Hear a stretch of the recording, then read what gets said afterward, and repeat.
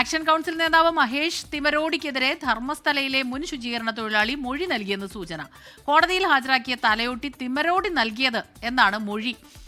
ആ രീതിയിലാണ് ഇപ്പോൾ റിപ്പോർട്ടുകൾ വരുന്നത്. മഹേഷ് തിമരോടിയുടെ റബ്ബർ തോട്ടത്തിലെ മണ്ണ് പ്രത്യേക അന്വേഷണ സംഘം പരിശോധിക്കും. സുജാത ഭട്ടിനെ SIT ഇപ്പോൾ ചോദ്യം ചെയ്യുകയാണ്.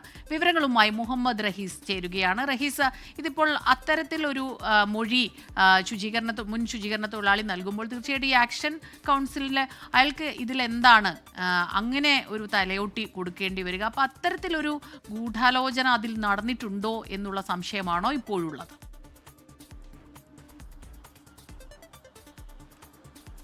സ്മിത, ഈ ഘട്ടത്തിൽ ഗൂഢാലോചന നടന്നിട്ടുണ്ട് എന്ന് മുൻ ശുചീകരണ തൊഴിലാളി ചിന്നയ്യ നേരത്തെ തന്നെ വ്യക്തമാക്കിയതായിട്ടാണ് SITയിൽ നിന്ന് വരുന്ന വിവരങ്ങൾ. അപ്പോൾ അത് കേന്ദ്രീകരിച്ചൊരു അന്വേഷണം SITയുടെ ഭാഗത്തു നിന്ന് ഉണ്ടാകുന്നുണ്ട്. അതിനപ്പുറത്തേക്ക് അയാൾ ഈ കോടതിയിൽ ഹാജരാക്കിയ തലയോട്ടി, ഇയാൾ ഈ തലയോട്ടി ഹാജരാക്കിയതിന് പിന്നാലെയാണ് കോടതി ഇതിലൊരു പ്രത്യേക അന്വേഷണ സംഘത്തെ നിയോഗിക്കണമെന്നും അന്വേഷണം മുന്നോട്ട് കൊണ്ടുപോകണമെന്നും ആവശ്യപ്പെട്ടത്. അപ്പോൾ ആ തലയോട്ടിയുമായി ബന്ധപ്പെട്ട് ഉണ്ടായ അവ്യക്തത, അതിലുണ്ടായ ചില തെറ്റായിട്ടുള്ള വിവരങ്ങൾ ഇയാൾ നൽകിയതുമായിട്ടൊക്കെ ബന്ധപ്പെട്ടാണ് ഇയാളെ പ്രതിയാക്കിക്കൊണ്ട് പോലീസ് കേസെടുക്കുകയും തുടർന്ന് ഈ SIT സംഘം കഴിഞ്ഞ ഒരാഴ്ച അന്വേഷണം നടത്തി വരികയും ചെയ്യുന്നത്. അതിൽ ഈ തലയോട്ടിയുമായി ബന്ധപ്പെട്ട് അത് അവിടെ ഒരു സൗജന്യയുടെ കൊലപാതകവുമായി ബന്ധപ്പെട്ട് ആക്ഷൻ കൗൺസിൽ രൂപീകരിച്ചിരുന്നു. ആക്ഷൻ കൗൺസിലാണ് ഇത്തരത്തിൽ തനിക്ക് ഈ ഒരു തലയോട്ടി നൽകിയത്. അതിൽ ഏറ്റവും പ്രധാനിയായിട്ടുള്ള മഹേഷ് ഷെട്ടി തിമരോടിയാണ് തനിക്ക് ഇത്തരത്തിലൊരു തലയോട്ടി നൽകിയത് കോടതിയിൽ നൽകാനായിട്ട് എന്നാണ് ഇപ്പോൾ ശുചീകരണ തൊഴിലാളി പറഞ്ഞിട്ടുള്ളതായി വിവരങ്ങൾ പുറത്തു വരുന്നുണ്ട്.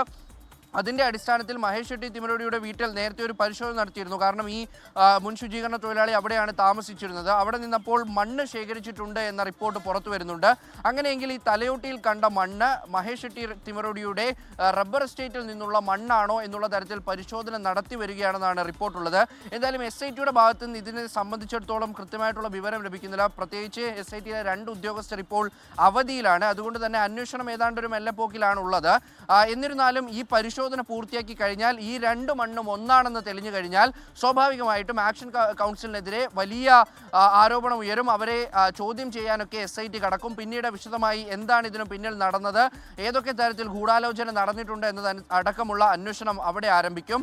മറുവശത്ത് ഈ അനന്യ ഭട്ട് എന്ന മകളെ കാണാതായി എന്ന പരാതി നൽകിയ സുജാത ഭട്ടിനെ SIT സംഘം ചോദ്യം ചെയ്തു വരികയാണ്.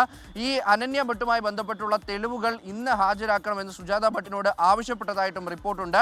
അപ്പോൾ അത്തരത്തിൽ ചോദ്യം ചെയ്യൽ പുരോഗമിച്ചു വരുമ്പോൾ ഈ തെളിവുകൾ ഹാജരാക്കുമോ എന്നുള്ളത് ഏറ്റവും പ്രധാനമാകും. കാരണം ഈ ഒരു സംഭവവുമായി ബന്ധപ്പെട്ട് കാണാതായ ഒരൊറ്റ പരാതി മാത്രമാണ് SITയുടെ മുന്നിലുള്ളത്. അപ്പോൾ ആ പരാതി അനന്യ ഭട്ടിനെ പറ്റി അമ്മയായിട്ടുള്ള സുജാത ഭട്ട് നൽകിയിട്ടുള്ള പരാതിയാണ്. ആ പരാതി വ്യാജമാണെന്ന് തെളിഞ്ഞു കഴിഞ്ഞാൽ സുജാത ഭട്ടിന്റെ അറസ്റ്റിലേക്കൊക്കെ കാര്യങ്ങൾ നീങ്ങും. പിന്നീട് ഇതിന് പിന്നിലുണ്ടായ ഗൂഢാലോചന എന്താണ് എന്നുള്ളതിലേക്ക് SITക്ക് വളരെ വേഗം എത്താൻ കഴിയും. അപ്പോൾ തീർച്ചയായിട്ടും കഴിഞ്ഞ കുറച്ച് ദിവസങ്ങളായി ഇത്തരത്തിൽ ഈ സുജാത ഭട്ടിനെ ചോദ്യം ചെയ്തു വരുന്നുണ്ട്. ഏതെങ്കിലും തരത്തിൽ സുജാത ഭട്ട് മൊഴി മാറ്റി കഴിഞ്ഞാൽ, അങ്ങനെ ഒരു മകൾ തനിക്കില്ല എന്ന് നേരത്തെ ഒരു യൂട്യൂബ് ചാനലിനോട് അവർ പറഞ്ഞിരുന്നു. എന്നാൽ മിനിറ്റുകൾക്കകം പിന്നീടും അവർ മൊഴി മാറ്റി. അപ്പോൾ അത്തരത്തിൽ ഏതെങ്കിലും തരത്തിൽ മകളില്ല എന്നൊക്കെ സുജാത ഭട്ട് പറഞ്ഞു കഴിഞ്ഞാൽ പിന്നീട് ധർമ്മസ്ഥലയിൽ ഒരു വൻ ട്വിസ്റ്റായി അത് മാറും. എല്ലാ കഥകളും വ്യാജമാണ് എന്നുള്ള രീതിയിലേക്ക് കാര്യങ്ങൾ പോകും. എന്തായാലും നിലവിൽ ഇപ്പോൾ സുജാത ഭട്ടിനെ ചോദ്യം ചെയ്തു കൂടി വരികയാണ് സ്മിത. മുഹമ്മദ് റഹീസാണ് കൂടുതൽ വിവരങ്ങളുമായി നമുക്കൊപ്പം ചേർന്നത്.